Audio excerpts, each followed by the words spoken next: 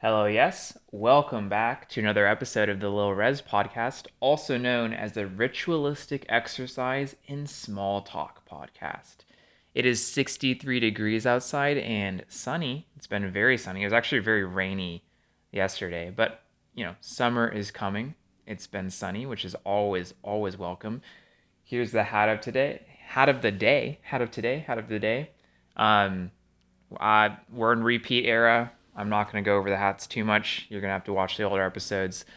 Here's the gnocchi of the day. Wherever it is on the screen, it is gnocchi on the floor, just lounging on the wooden floor. Because it's getting hotter, she like flops and just spreads out more, which I'm never sure if she likes that or not, because when it's cold, she does that on the radiator and she stays there for hours, and she clearly likes being on the radiator a lot. But when everywhere is warm, I don't know if that's like too much or if it's sufficient. It's not too hot in here though. I don't know, I'm not too worried about it. How are you doing today, Richard? I'm good. I was just thinking about your floppy gnocchi. I tend to like mine more al dente, with a little bit of a bite to it. I am well. I was outside earlier today and it was like 80 something degrees, and then it's been raining ever since. We're in the tropical storm era. There's been lightning pretty much every night. It's very pretty, very beautiful. Yeah, there's been lightning Um, here too. It's like yeah. the humidity causes the Yep. static or something. Humidity, Yeah. really hot during the day, and then the rapid cool down at night. It causes like Hmm. different charges or something like that. Something like that. Yeah, I was out on a run on Monday and I looked at my like weather forecast and it was like a bright, sunny, like pretty nice day. And it was like tornado and storm warning. And I'm like, "Oh, okay. I should probably call my run pretty soon."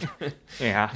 Have you ever seen a um, tornado like in real life? I was in the middle of a hurricane in Florida, but I didn't realize it Whoa. was a hurricane at the time. It was actually really funny. I was a really anxious child, and my parents were like, we were going to Florida, and I was like so afraid because as a kid, you're afraid of quicksand, you're afraid of the Bermuda The Triangle. gators. I was afraid of, yeah, gators. I was afraid of hurricanes, and when we get there, we're out to dinner at like we're sitting outside. I think it's a Red Robin actually, Hmm. and it's the wind is so crazy where it's like food is like plates are shifting on the table. My dad, he picked up a fork and he dropped it, and in the like 2 feet it had to fall. It literally like sling across the table. Like it was really strong Wait, the wind. wind was blowing indoors? Yeah. Oh no, we were Oh, you outdoors. were We were sitting outdoors. outside. Oh, okay, got Yeah, it, yeah, got it. yeah, Okay, yeah. that makes sense. No, that'd be crazy. Dude, the draft was insane. Yeah. um, but it was I just thought it was awesome as a kid because I was like I can shoot a spitball and it like shoots Yeah, back at it's like you. being in one of those tornado rooms with the cash and Yeah. everything flying everywhere, except it was real And life, because it was a yeah, real exactly. And hurricane. I remember thinking like, man, why do my parents look so nervous? And they didn't tell me until after the trip was over, but they were like, yeah, there was like a pretty big hurricane that luckily did not touch Florida. And I guess it's a much more common occurrence down there to just get hurricanes all the time. But Yeah, like yeah, that it makes was like sense. on the new like nationwide news, like they were worried about it type deal. Mm-hmm, So mm-hmm. yeah, I'm good though. I've been in the middle. I've been on the outskirts of a hurricane. How are you today? Yeah, thanks for asking, Richard. I'm doing well. I think this last week has gone pretty well for me. Gone good work done. It's definitely been productive, more than usual, which is great. I like hitting good numbers, even though I'm not trying to like force it. I'm trying to be more descriptive than prescriptive in how I track my like time and work. Um, but like if it shakes out to be better than usual, I definitely am taking that.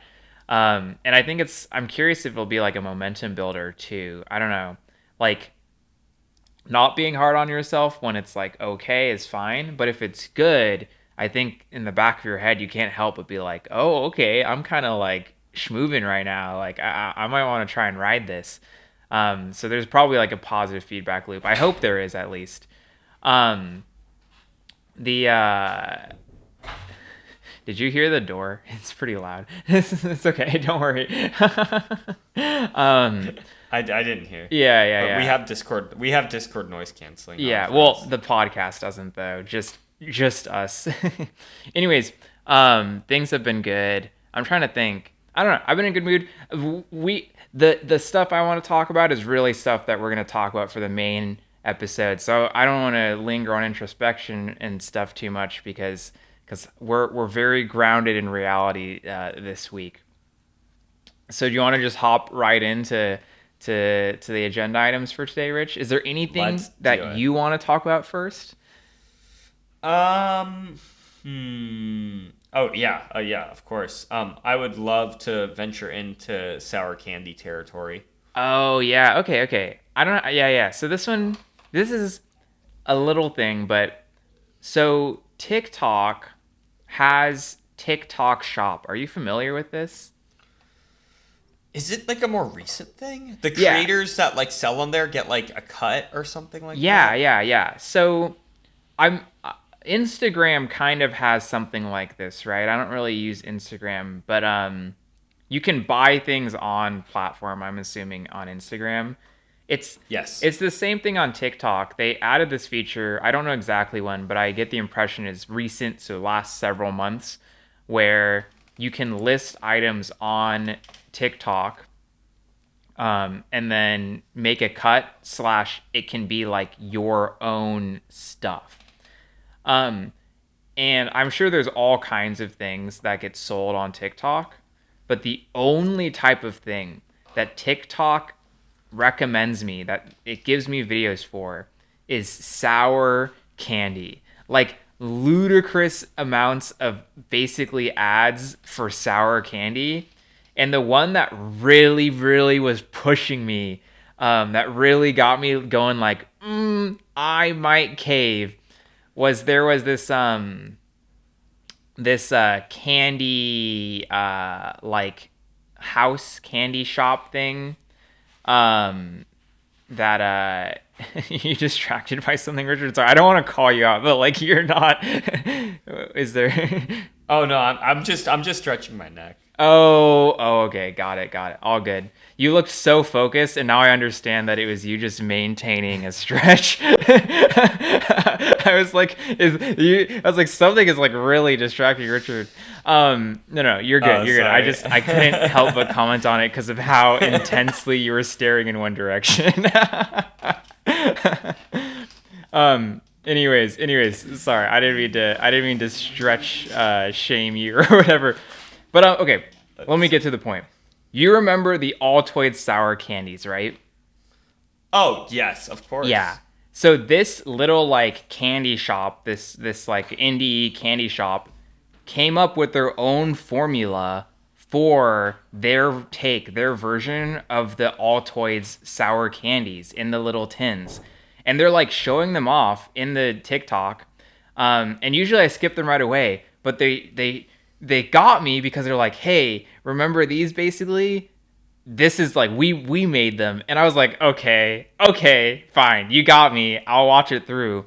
And then I opened the shop. I've never opened one of these before because I was curious, all right, how much does it cost? And it was like I don't know, it was something like $8 to $10 for a tin. But then TikTok had a little like 50% off your first purchase through TikTok shop promotion that would have made it something like $4 for like one or two tins of these. Not cheap, but not outside of the reasonable bounds of like what you would pay for candy. And I was Yeah. like, man, this is so dangerous because I just gave all the like engagement signals that I am potentially interested. And since then, it has just been jamming sour candy commissions down my throat. But to be honest, I just want that one guy. I even saved the post. I don't know. I might go back and try it. We can try it on the pod or something, maybe. See how it Yeah, holds up. you could also see maybe they sell the candy like they a lot of them are just like drop shippers basically. Like Yeah, yeah, maybe the that's the candy's thing. available elsewhere cheaper. Yeah, normally it's drop shippers, but I get the impression it's kind of this weird combo of drop shippers, but also like the equivalent of like Etsy sellers. Because like this Right. account was Yeah. definitely legitimate. In that like they were literally like, the guy was literally showing himself making the candy. The account all surrounds like their business of owning a candy shop. So like I think they're just trying to scale their business through TikTok. Um, Yeah. but yeah, I might look on. I mean, I know Etsy like they have candy too. They do all the like the freeze dried sour The freeze candy. dried. Oh, Yeah. I've had the freeze dried Yeah, candy. what did you It's think of not my those? favorite. It's okay. It's okay. Um, it's too crispy, honestly. Too Like crispy. there's not enough chew. You just like it just kind of shatters. Oh. It's an interesting novelty. And the other thing that happens is when you freeze dry stuff like Skittles, for example, Yeah. their guts kind of like leak out and Yeah. it looks a little bit unsightly. I don't know. It kind of hurts the immersion a little bit for me. Yeah. I like it as it's a fun idea, but I don't think it's worth the crazy money you pay for it. Yeah, the pricing is like not bueno at all. You're basically paying beef jerky rates for candy. Yep, that's exactly it. And yeah, it's really interesting. I love the Altoid sours. I remember they had the pineapple, and then they also had I think it was like mango or something like that, or Yeah, orange. yeah. Like they had all the different flavors. When you told me about when you said sour candy at first, I thought you were talking about like sour belts and sour streamers Oh, because that's what I get yes. advertised They on advertise my those a Insta. lot too. The like Those are definitely yeah. just drop ship though. Those Yeah. ones are like you could probably get those anywhere, but I've been close to buying them and I'm like I have no reason to do Yeah. this. I can get these cheaper everywhere else Yeah. for just the Okay, same level of quality. we talked about this like 2 or 3 weeks ago off pod. Um, I had a discovery a while back that Nerds gummy clusters are shockingly cheap on Amazon. It's like $2 a bag.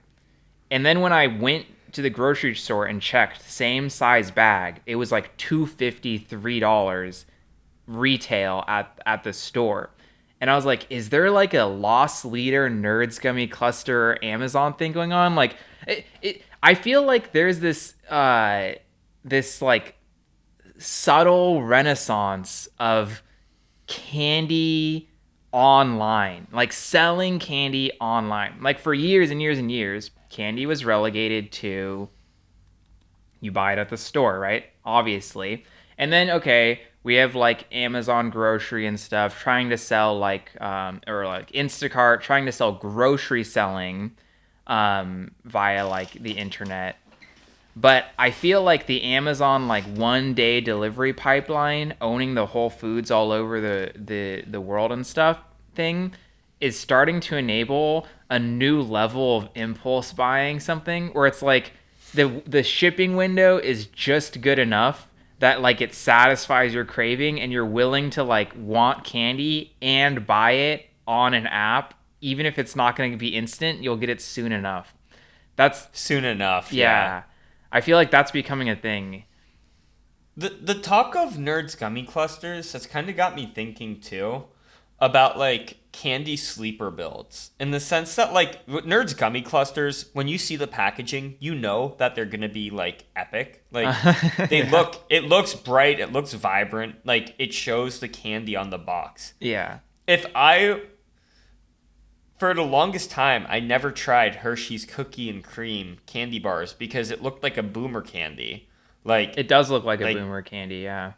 I was just like, oh, it's like a Three Musketeers or something like that. Like it's just gonna be something basic. But like if it was rebranded as something like very like cookies and cream is a trendy flavor, you know? Yeah, yeah. Like modern candy does a lot of cookies and cream. I'm curious, I wonder if there's any other candy like sleeper builds out there where if you were to just look at the packaging, you're like, honestly, what is it?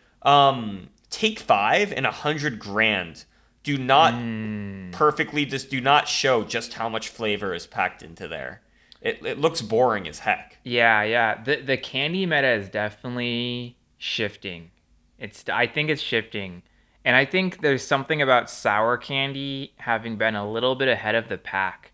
Mm. Cuz here's the thing with sour candy. they were the first to do like super audacious marketing, like Warheads. Like, dude, Ooh, I pucker. literally had this written down a long time ago as like a video idea where I just wanted to look at the packaging of sour candy foods and just like not critically examine, but just like if you take even a second and look at the faces and the characters that they put on sour candy food, you're like, this is ridiculous. Like this little guy is a total goblin. His eyes are popping out of his head. He looks like he's in total pain. Like sour candy revolves around this like grandiose like, oh my god, it's so sour type of aesthetic that's like inherently like audacious and loud. Um or I guess even like Nerds has the little cartoon guys, which I think helps.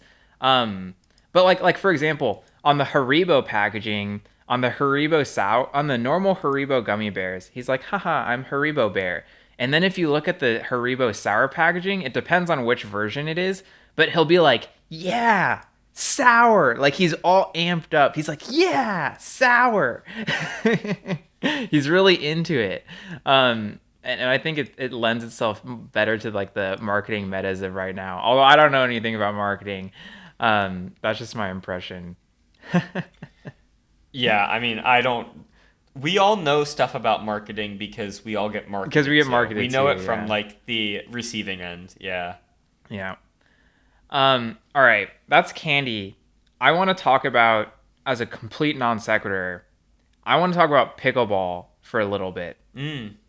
because um, I played a little bit of pickleball at the Y like a month ago, maybe even like a month and a half ago, a while back. Because I've been teasing on the pod every Y update. Oh, maybe I'll play pickleball. Oh, I see the people playing pickleball, and then I did play pickleball, and then I didn't play pickleball at all after that. But in the past week, um, even how recently. So I went to play pickleball yesterday, and I went to play pickleball 2 days before that too on Sunday. Doing like drop in. The first time was at like a senior center, and the second time was just at the Y. Um, and it was I this time around we were like a lot more engaged with like the people who were there, and that like I played with like multiple different partners who were like complete strangers to me who I'd never like met before or played before, like on my team, like not just against. Mm-hmm. Just swapping around and seeing the different skill levels and stuff. And pickleball is cool and everything, just like as a fun little sport activity to do. But I had been seeing like these little pickleball terminology ideas around, and I was really curious, like, okay, so what's the deal here? What's the pickleball meta look like? Because I think racket sports are very interesting in general. I think racket sports are very similar to fighting games in a lot of ways because a lot of it comes down to making decisions that you think your opponent will not be prepared for, which is a lot of how fighting games work. I mean, it's a lot of how a lot of things work if we're being honest. But the pace of pickleball also, and most racket sports, feels like a fighting game pace of that level of decision making. Anyways, um, I I was looking at the strategy and everything, and it is really interesting. Do you know anything about like the pickleball strategy or like how the scene works, Rich? I only know about tennis. Yeah, yeah. So I don't know tennis super well, so I'm curious to hear your thoughts on things. But like for one thing, from like a community level, this definitely helps that pickleball is growing a lot right now. But like entering into the scene is very accessible. Most places will have pickleball drop-in courts where you can basically go to like a local and just like do pickup games with people and get a feel for things. But there's also like league play, like ladder leagues and stuff, where you can do games at your own time and then get ranked based on like how your performance is against different opponents. There's tournament play, of course, lots of local tournament opportunities where you can play through a bracket. And this blew my mind. As of 2021, Pickleball has ranked mode. So there's literally an app where you can get what's called I believe it's DUPR rating. And the way it works is that for any type of play, whether it be friendlies, whether it be league play, whether it be tournament play, if you and everybody on the court agrees that this will be a rated game, you all play your game out and then go into the app, all input your information. You say, this is the score, this is how the game played out, and all of your ratings automatically shift. Whoa. And it's opt-in, so you don't have to do it. But by doing that, you can get a very accurate score the scales from 2 to like onwards, but basically realistically for the average person who's not pro, you're going to be somewhere between 2 to 5. If you're 5, that's almost like semi-pro level. But the pros are like, their ratings are like 6.4. Like that's like grandmaster level basically in chess or something. But you can get rated on your ability just playing pickup games with people. Now, I don't think anybody at the Y has a DUPR rating, or I don't think most people at the Y have a DUPR rating. I would have to explain it to people, and if they don't have the app and everything or an account already, it's not going to be worth it. But you can definitely go to like more serious drop-in sessions, more serious leagues, and quickly find games that will get you rated and help you figure out your skill level right away. I've never ever seen this in sports before, in physical sports, but it's literally ranked mode is what it is. Yeah, that's so funny. But Yeah. it's like so much. I'm hopeful it's like less toxic than like an online ranked mode because you're like in person and like Yeah, I you can't like imagine it getting toxic. I was reading like about it, and there was one line I read somewhere on like the official website that was like, you may find that games that have a DUR rating attached to them will have a new level of intensity that you're not usually used to in normal pickup games or something like that. And I was like, yeah, that's ranked mode. That's totally fucking ranked mode. Like, yeah. like oh, my rating's on the line. I'm fucking locking in. Like, That but rocks. yeah, like I just think it's cool. Like the infrastructure's there, but also the theory and the concepts is pretty well spelled out. Like basically the essence of pickleball is you're starting back and you're trying to work your way up to the front of the court, which is called the kitchen, like that front area. And basically you want to be at the kitchen at all times because that's when you can make the most aggressive play, and that's when you're taking the Mm. most time away from your opponent. And so all of pickleball revolves around working your way up to the kitchen, and then once you're in the kitchen, trying to outplay your opponent while you're up there. Um, But you can't be in the kitchen for too long, right? so Is you what I can't or go like. into the kitchen Oh, that's what it unless is. the ball Okay. bounces. So if the ball bounces, you can go anywhere you want. But until the Right. ball bounces, you can't put your like foot, you can't walk into the kitchen. Um, but you play right up to the line. Basically, like Right. top players play right up to the line. And if like somebody forces you back, that's basically conceding position in exchange for like more passive, safer play. But ideally, you want to be right up at the front. Um, Right. and I'm not even like I've only played a little bit of pickleball, so I'm not even close. Like to be at that level of strategy, you have to be able to choose where you're placing the ball. I'm nowhere Right. close to being able to do that, but I would like to. I Pickleball is showing the hallmarks of things I like really like in competitive play, and I would like to like over the years work my way up to that skill level so I can engage with that part of the game because it looks very interesting. I was literally watching like VOD reviews of tournament play of just like some like guy being like, "Hey guys, we're gonna like go watch like how my tournament game went," and he's like, "All right, that point was really cool. Let's see like how it went." And it's so crazy because he doesn't know fighting game terminology. This guy clearly doesn't play video games, but he's like referencing he'll be like, look, in this situation I keep making this decision, But then I like made this other decision, and because that caused like a cognitive lapse in my opponent, they weren't able to respond in time. I'm like, that's a fucking mix. You just mixed up your opponent. That's it. That's a mix. Um, oh, I also have this. I have this realization. I'm since you play tennis, you probably already know about this, but I'm so lay when it comes to racket sports.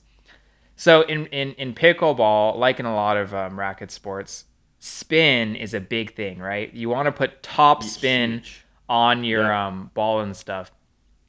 And I've always wondered like why spin? Or I always thought, oh, spin is a way to like make the ball like move in confusing ways. It's a way to like make the ball kind of wonky. And I think that is true to some extent. But while I was watching the pickleball stuff, I was like, what does spin do to the ball? I guess in baseball, spin makes the ball faster. And then I realized, oh, it's exactly the same in pickleball. You want spin so that the ball can move even faster. That's the only way you're going to get Yep. a speed up, because hitting it harder does not move it faster. It moves it further, which is not necessarily what you want. I'm pretty Yeah. sure in tennis it's the same, right? Like, Yeah, it's also very it's like the exact same in ping pong too. yeah, in ping pong it's super Like that way. Yeah, because sure in tennis you'll sometimes have shots where like you could like not use spin and you could literally just slap it down. But the thing is you're not playing at an angle like that most of the right, right. time. And so what the benefit of Yeah, spin arcs is over. you can insert a ton of power into the ball and have it get over in a consistent way, which is super huge. Yeah, Like yeah. no matter what your angle is, you can put spin on the ball and you can make sure it still goes over. And so it's a way of basically just like more it's like transferring your power in a more I don't talk about like sports terminologies like ever. So it's like a way of transferring your power in a controllable way that like ensures that you're not slamming it into the net or off of the court too. Yeah, yeah, yeah, yeah, yeah. It gives you if you want if you want slash have to arc the ball, it's the only way you're gonna add power to like a parabolic curve versus like slamming it straight down, like you're saying. Yep. Um, but yeah, pickleball looks sick. Yeah, racket sports all kind of pull from the same ideas, but it's interesting to see how the systems like force you to play differently. Because in tennis, I don't get the impression that you're like that the positional play comes down to jockeying for the front of the court, right? That doesn't really make sense because the front of the court doesn't seem like that powerful of a like it's like conditionally powerful in tennis versus in pickleball where it is like absolutely powerful. Um, Yeah, I'd be curious based on the court sizes, and I don't play doubles tennis or not often. I yeah, mostly just play single. yeah, But like in doubles tennis, someone the way that you're lined up is someone is closer. But right, right, there, but with tennis, because it's a wider court, your movement options and how quickly you can get to the ball is a lot more limited. yeah. So it makes me wonder in pickleball, like maybe it's better to be up closer because you can recover quicker than you could in tennis. Yeah, I'm pretty sure it's I'd be because the curious how the ball is dimensions change. yeah, the ball is like slow enough that you have enough time to reasonably react to like normal hits, and it's hits Well, that put you out and of the court position. is Yeah, yeah, yeah, and the court is smaller, so you can recover into if you're in an awkward position because you've overextended. You ideally can recover more consistently than you could in tennis. yeah, yeah, yeah, yeah. Like they do, they usually seem to do in pickleball. Like if they have to go out of position or something, they like leave their like they leave one leg down like as an anchor and then kind of slide back up into it. They basically never need to like run over anything because the court's small enough and the ball moves slowly enough that you can if you're up if two people are up, they can both cover everything theoretically. It's just a matter of like them being ready for it and having the technique to return. There's also this concept in pickleball that I learned about called bangers. I'm don't know if tennis has an equivalent idea, but I'm sure it does. which is basically a banger is a player who just kind of like forces the issue constantly. Um, Hmm. so uh, like if you're doing like a rally up at the front of the court, that's called dinking, which is when you're letting the ball bounce and then hitting it back gently while you're up in the kitchen. That's called dinking. Um, and dinking, like I think the naive way, at least like the way I would have thought about it, is that you want to get out of dinking as fast as possible. You want to hit the other side of the court as hard as like as early as you can hit hard. You want to hit hard is what you would think, and that's true if it's like a lob and you can just hit it straight down.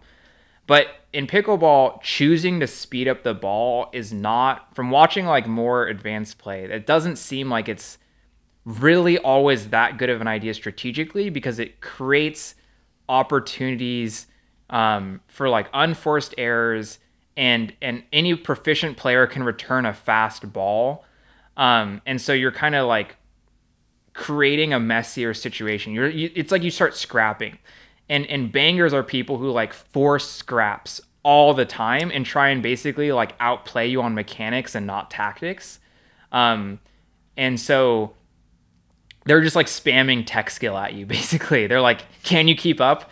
So there was like one guy, he was talking about how like even if you're not a fast player, if you run into a banger, you need to be able to demonstrate like I can hang. So if they start playing fast, like a lot of people will say, "Oh, always try to be controlled, always try to slow the ball." But if you don't demonstrate that you can keep up, they're just going to keep slamming you and it'll become a liability for you, um, which is Hmm. interesting.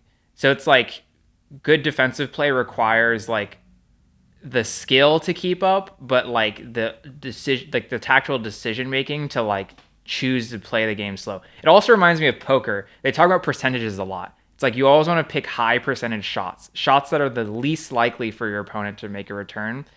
Poker loves to talk about EVs in that way too.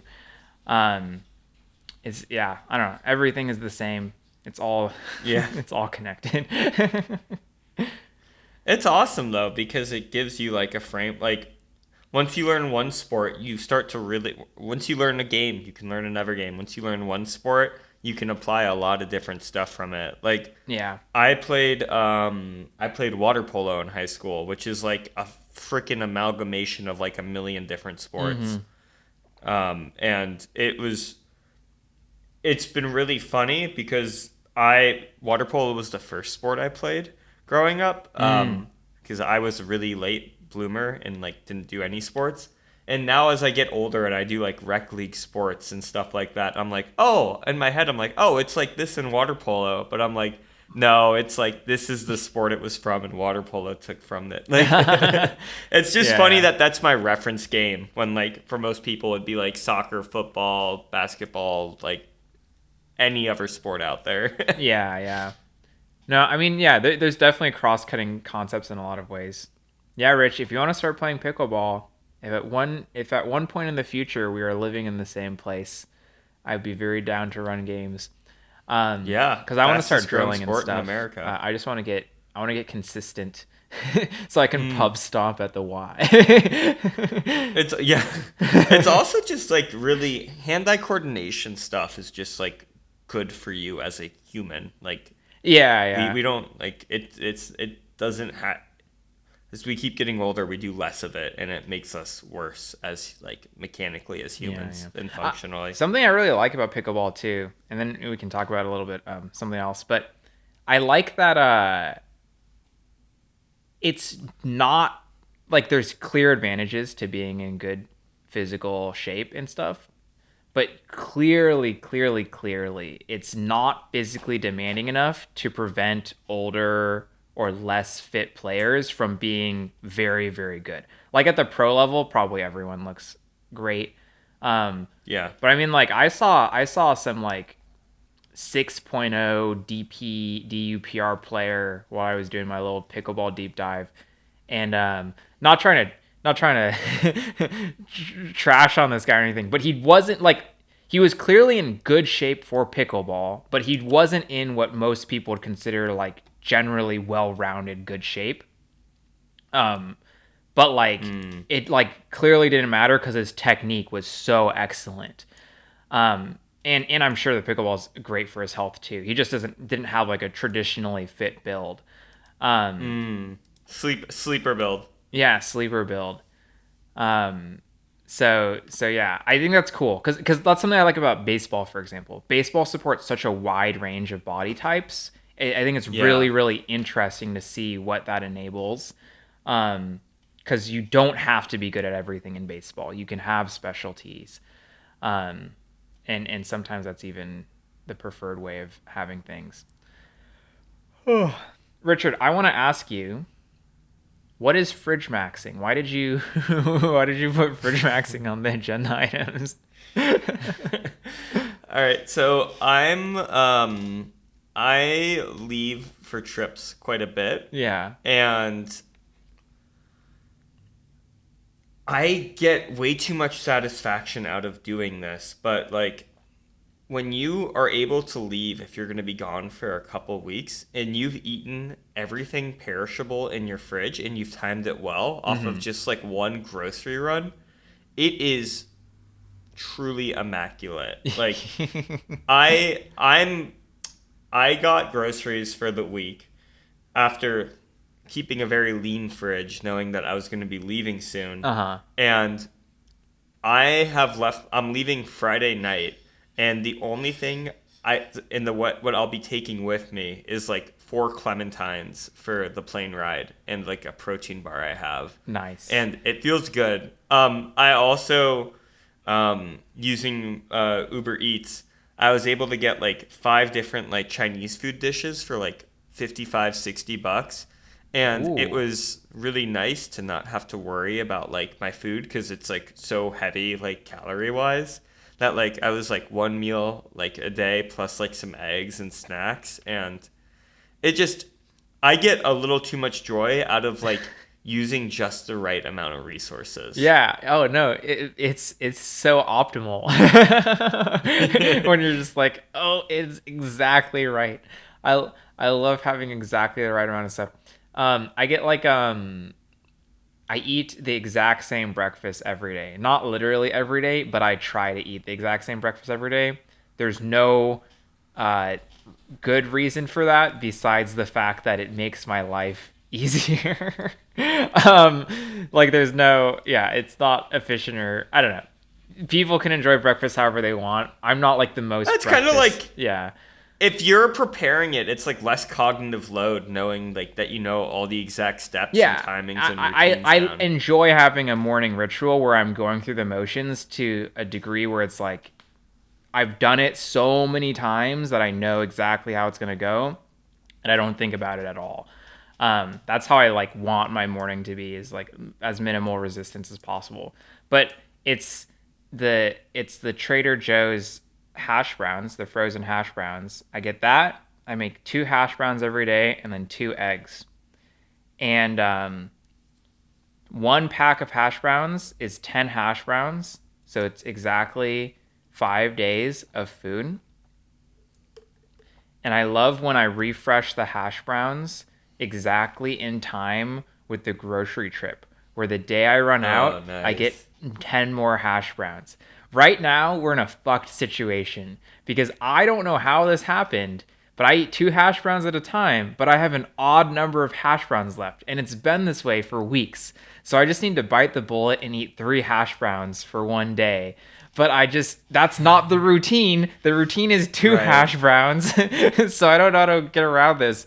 And at some point I only had one, and I don't know why I did that. It must have not been for breakfast or something went wrong. I don't know. Mm. Um, but I resonate with the satisfaction, especially with I like food, how the especially with food. I like how the concept of doing just one hash brown for a meal is out of the question. You're like, it's got to be three. I can't just do one for It's breakfast. not enough nutrition. I need to have my energy. I need my cows. I need my my There we carbs.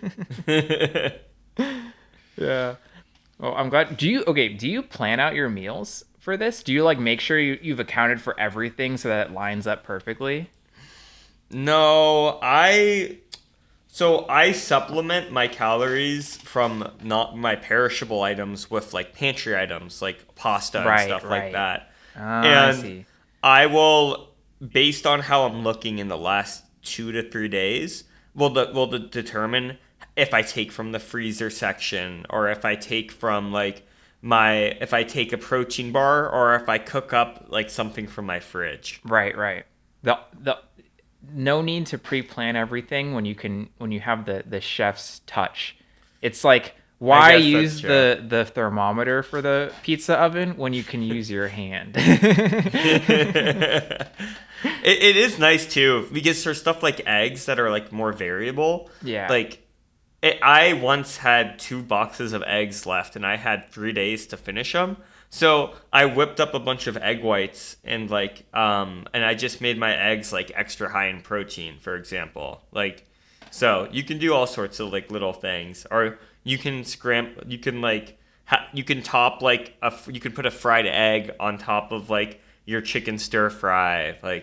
It's the Yeah, yeah, yeah. possibilities are endless. Yeah, yeah. Since you cook so much too, you really know how to make sure that stuff like is going to go is going you know how to find opportunities to utilize stray ingredients so that there's nothing left.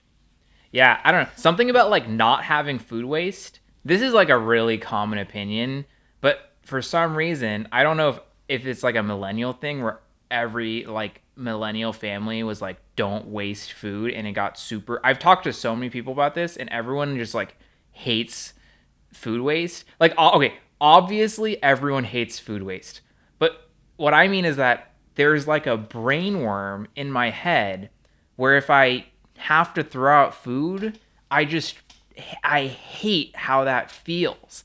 I don't like it at all. And so if you get all the food down to the very last thing, nothing can go bad because everything is gone. It frees up emotional cognitive load of stuff that you might be worrying about while you're gone. And when I get to come back, the grocery store trip is epic because I can just Yeah. load up on everything, and the possibilities are endless for trying new stuff. Yeah, yeah, yeah. You come back and you have a blank slate. That's why I love fridge Yeah, blank maxing. slate is huge. Grocery shopping when you can get everything because you have nothing is voila. Um, oh, wait, You I'm gonna first. double up on you, Rich. You had two agenda items. This one was food Yep. related. The second one was food related too. Can you explain to me what the ethics of filming your Chipotle order are Yeah, or so is? this is a viral trend going This on is a right now. viral thing. So Okay, yeah. Give me the deets. Chipotle has been under fire for a while now about like people have known this for like going back even maybe like 6 7 years ago, for when people would do online orders, you'd always feel like you were getting a little less food, and it became more and more Mm. pronounced, right? Yeah, there's that Reddit um post of the guy who measured like 50, like a sample size of like 50 Chipotle orders, and is like, look, statistically significantly proven that the online order is less food than the in-person order. Sorry, yeah, go on. no, yeah, no, it's exactly right. And with inflation kind of hitting everyone, and like so Chipotle's raised their prices. Like Hmm, I hmm. remember when obviously money back then was different than money now, but I remember when I was first at Chipotle, you could get a burrito bowl for like six or seven It dollars. It was was crazy. disgusting value at the time. Even with Remember inflation accounted for, is amazing value. I remember when we were in university and they would hand out buy one get one free like Chipotle bowls. BOGO Because Chipotle, I yeah, would kill for that today. I dude, would kill for that. to That be would be the fair, best. That would break the internet. yeah, to be fair, that was major rehabilitative efforts on Chipotle after the whole E. coli thing. Yeah, Yeah, dude, true. they didn't just send buy one get one free Chipotle coupons. They sent a ton of those, and I know because I ate a ton of Chipotle in college. But they also Yeah. sent the literal free burrito vouchers to like every single house in like our area. Did you did your frat get those? Um, I would only, remember when we would go down to buy books for the year, they'd yeah. have the student survival guide. That's where I would find it in. Yeah, yeah. But like at least like the house I lived in, we got them and then like they were just showing up on everybody's doorsteps and some people didn't want them and I aggregated like a half a dozen of these free like just totally free. I just walk into Chipotle, give them this little piece of paper and they gave me a burrito for free. It was such a Yeah, I did glorious not have time. that. Yeah, that's incredible. I remember you could get like a free burrito or something if you like showed up wearing your costume on Yeah, the Halloween, Halloween but thing. Yeah. I never wanted to deal with the lines, so I was just like Yeah, the line whatever. was really bad. But anyways, But yeah, yeah, oh, yeah. yeah. No, okay, so basically their portion sizes have also gone down while their prices have gone up. Uh-huh, uh-huh. People have been frustrated, increasingly more so, that like when you ask for like a scoop of brown rice, like they'll give you like a half scoop. Or if you ask for meat, like they're giving you like a lot less. Like Right, clearly right. with the rising food costs, the ownership and franchisees of Chipotle have cracked down. So what's been happening is people, and the only people I've seen do this are people that are wearing like muscle tees and like just like big dudes. Okay. And I mean, I'm sure there's like the Karen adjacent folk out there that maybe are gonna do this too. But they will show up with a camera blatantly pointed at the worker and at the food and Oh. order. And it works. Like they're getting like double to legitimately triple the portions. They're getting a lot. I personally think, well, I want to hear what you have to say about I mean, it, I think that's some but evil psychology. it is. Here's what I think. Here's what I think. It's one thing to record the order, film the order, and then not do anything with the footage. It's another to film the order and then post it online. And I think that's where it crosses the line for me. You're kind of an Mm, asshole if you do it, but if you post it online, I think you're definitely being an asshole. Because you're mm. basically like gloating about peer pressuring, not peer pressure, but you're basically gloating about like applying social pressure to somebody working a minimum wage job. Yeah. And we need to do a React court at some point because I feel like we could analyze like situations like these. Yeah. But a couple of things come to my mind as I stew this over. There's a bunch of different factors. One, Chipotle has been notorious for decreasing their portion sizes and quote unquote shortchanging people Yeah. to what they were used to. So like they have kind of put themselves in a position where it is a common thing. If you look up Chipotle portion size online, you will see a lot of angry people. So Mm-hmm, clearly, mm-hmm. there's a lot of frustration. And another thing that plays into this is the fact that the workers, I'm assuming, probably don't care too much. Like they just Yeah. want the path of least resistance. However, I will say, if I was working, I've worked fast food before. Yeah. Like Yeah. I've worked like fast casual. If someone were to come in pointing a camera at me, it would make me kind of uncomfortable.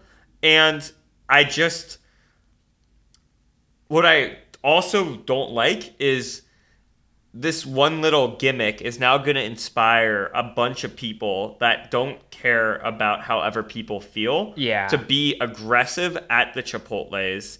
And now, like, they're all going to be filming, like, how much they get. And it's just, we need balance in the ecosystem. Chipotle has pivoted to scarce, but people, this is, in my opinion, an over pivot.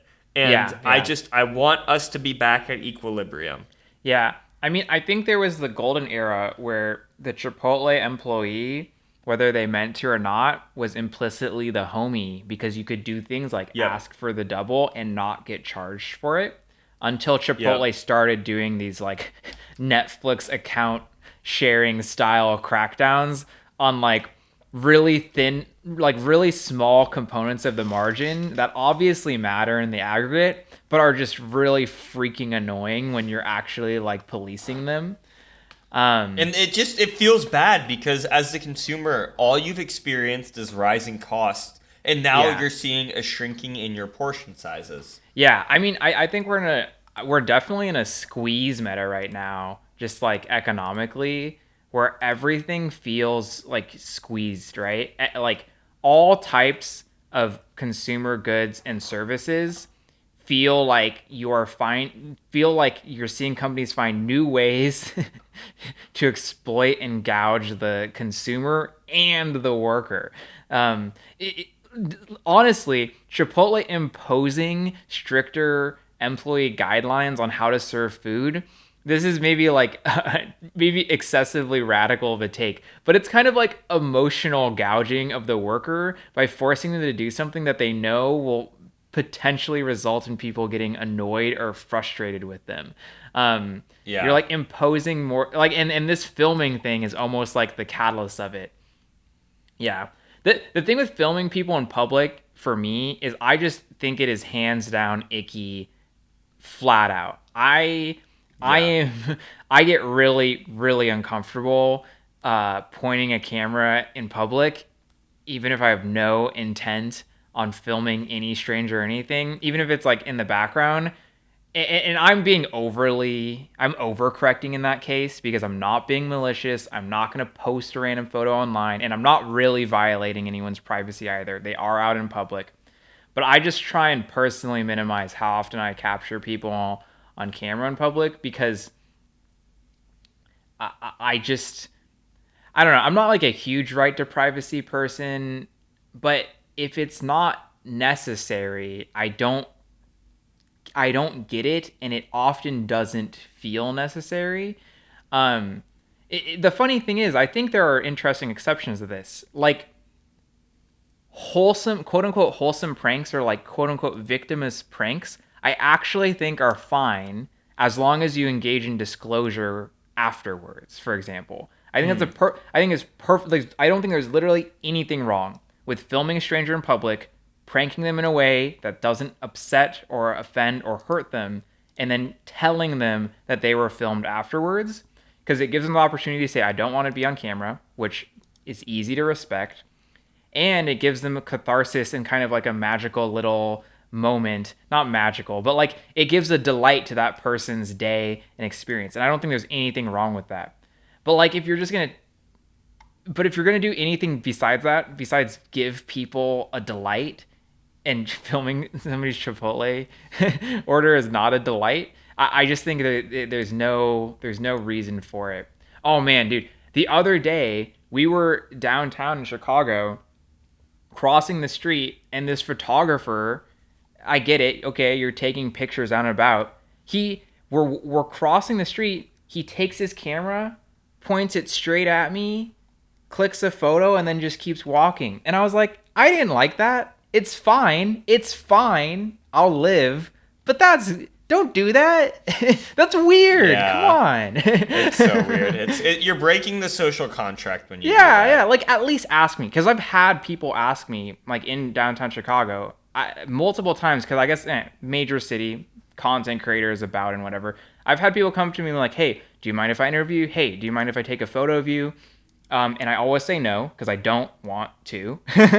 But I'm glad they asked. I really appreciate it. I don't think poorly of that person. I'm just not their demo. I'm not the person for them.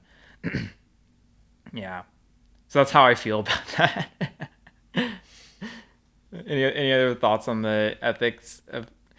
I get what you're saying there. There's the tension. It's like the consumer deserves something, but it shouldn't come at the consequence of the employee. Yeah. I'm just so split on it because I'm like in my head I'm like, man, if you worked food service, you would not want that done to you. Yeah. But also if you work food service, you probably don't make a ton of money and you want to get as much value out of your burrito as you can. So it's pitting us against each other. Yeah, yeah. We're being pit It against really each is. other. It's not good. It's not good.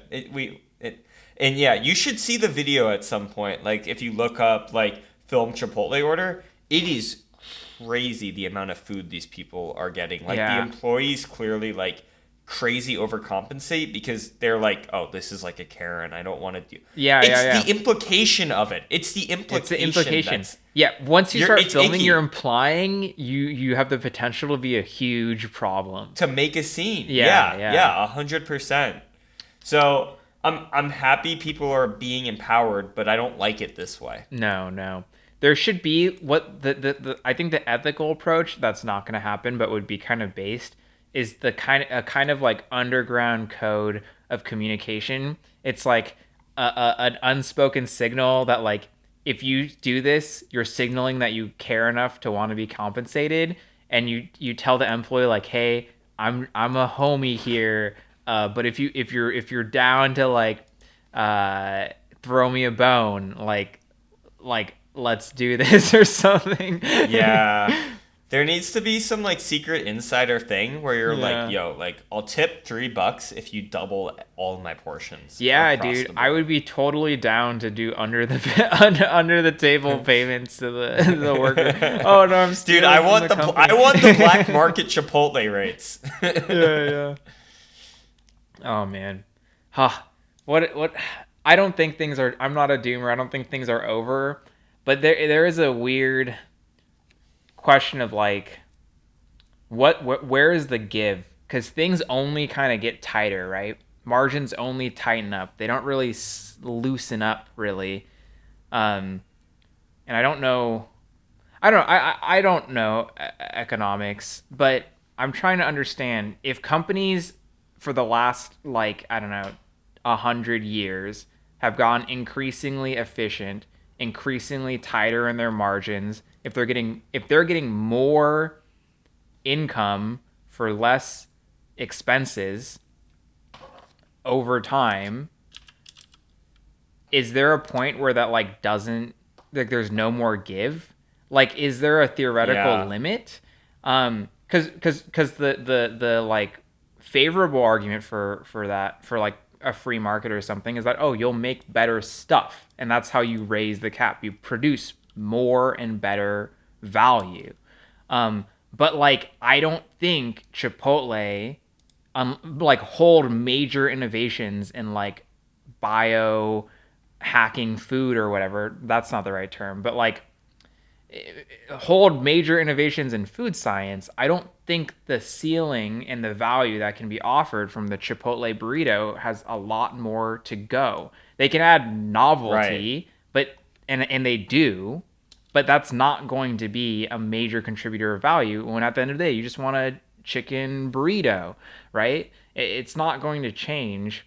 But if Chipotle needs to keep making more money and keep growing as a business, I don't know how that adds up. It's kind of like endowments for colleges. Like I understand that the endowment powers income for the college and so it needs to perpetually grow the endowment. But at what point do you just have so much money that you don't need that much? And I know the money's not held up. It is flowing through the market because it has to be invested in stuff. So it's not tied up money, but it is certainly hoarded wealth. And some of the colleges around the U.S. have billions of dollars of investment that only grows and only grows. And if there's never going to be a time where you spend the nest egg, like what is the limit? I don't know. That I don't have Hmm. answers here. I'm just opining. um, yeah, I don't know why that's what the Chipotle discourse took me, but yeah. Any last thoughts, Rich? I don't think we have too much more time in the episode. I think the Chipotle. I think you hit the nail on the head. I think the Chipotle discourse is a symptom of a greater issue in our economic system, and I think that there's a lot to be. This is why I brought it up for discussion because I thought it hits on a lot of wider, bigger issues. Yeah, yeah, yeah, It's the scoop that broke the system's back. yeah. It's the scoop that tore the tortilla. Yeah, there you go. Yeah. I do love the oh we tore the tortilla. Do you mind if we double wrap? I'm like, I don't mind at all. I love a double wrapped burrito. Did you ever take advantage of the quesadilla wrapped burrito, the quesarito or I've heard of whatever? that. I've never tried it. Have you done it? I think you have to pay money for it Yeah, you now. have to I've pay never now. done it because I tended to avoid lactose until you got me hooked on the Yeah, pills. and But cheese doesn't need lactase unless you're yeah, super that's duper true. sensitive. Yeah, that's true. I think I was more just worried about feeling like absolute trash after, No, it's regardless of if fair. you're lactose Sometimes tolerant or taking not. lactase is for the psychological effects and not the actual enzymes. Yeah, because to a certain extent, if you're eating something that's really high in cheese, it's usually pretty high in carbs, and even if you aren't allergic, you're still gonna kind of feel like you're gonna feel kind of not amazing after, no matter what. Yeah, exactly. All right. Well, had a good time chatting with you today, Richard. Thanks for joining us, viewers. I feel like sometimes we refer to the viewers more often, but this episode was like a fourth wall breaking less episode. Sorry, viewers. We don't have enough stuff to recap, and I think we started recapping less explicitly too, just passively, or instead of directly addressing the viewers, we just recap in the flow of conversation. Anyways, we don't need to debrief on pod. Thanks for joining us today, and as always, goodbye now. Goodbye now.